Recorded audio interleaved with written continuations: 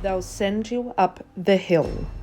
A stark reminder for those living in a time where society had very little understanding of mental health, where reputation trumped that of well-being.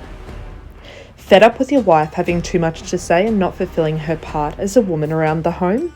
Send her up the hill. Got a disobedient child testing the boundaries? Send them up the hill.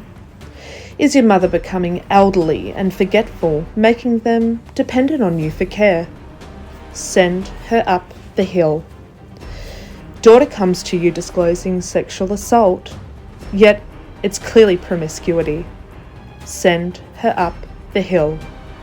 Your brother is an imbecile? Send him up the hill. Any slither of behaviour, opinion or inconvenience that didn't align with societal expectations of the time would have you sent up the hill.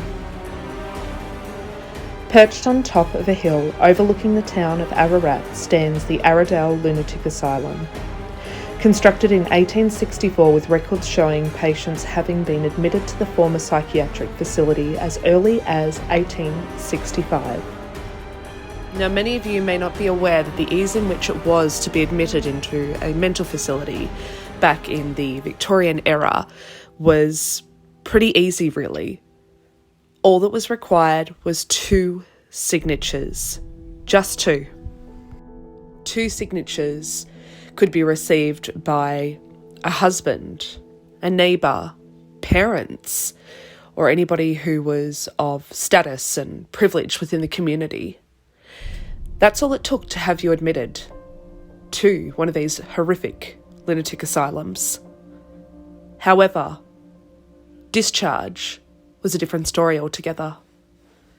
The likelihood of being discharged from a lunatic asylum in the Victorian era was really dependent on the people in which had you committed. If your husband was perhaps having an affair and wanted to move on in their new, much younger wife, it was fairly unlikely that they were going to agree to have you discharged. And although it only took 2 signatures to have you committed into the facility, it took 7 signatures from medical professionals to have you discharged. Each time a signature was signed off and requested, you would accumulate consecutive signatures. However, if upon request, and it could have been your final signature, the 7th one, the medical professional or the doctor being requested for the signature could perhaps decide that, no, I don't think you're quite ready yet to be released out into society, to be freed into the real world, the civil world, and they deny that final signature. This would in turn mean that you are now back to square one. You are at the very beginning of receiving your consecutive signatures.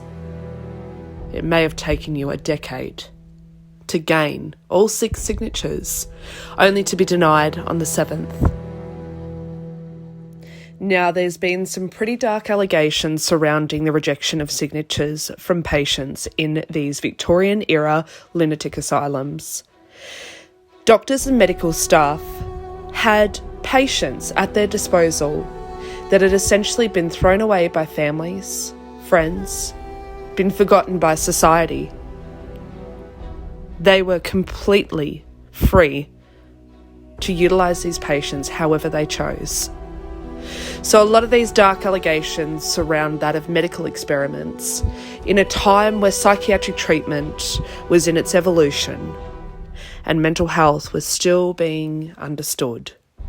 There wasn't very many clear avenues of treatment for mental health at this time. Everything was trial and error, and these patients were collateral damage. They were utilised to see what would work and what would not. So if perhaps an experiment was underway and a doctor had not finished with this experimental process, they're not going to release a patient.